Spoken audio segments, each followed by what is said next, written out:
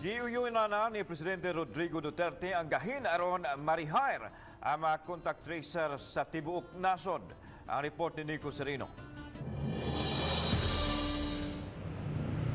Gipaabot na lang sa Department of Interior and Local Government ang gahin aron ma-rehire pagbalik ang 80 ka mga contact tracer ubos sa ilang buhatan. Gipasabot ni John Joan Mendez, City Director sa Dakbayan sa Mandaue, ipasusi pa hinuon sa matag lokal nga kagamhanan kung minusan ba ang gidaghanon sa mga contact tracer nga kuhaon pagbalik sa DILG Mandaue. Apan iyang gitataw sa hitabo karon, nagtuo si Mende nga ma-rehire ang 80 ka mga contact tracer o kaha madugangan pa tungod sa nagsaka nga mga kaso. Granting here in Cebu sa atong current nga situation, di gyud siguro ta muminos sa present allocation nato.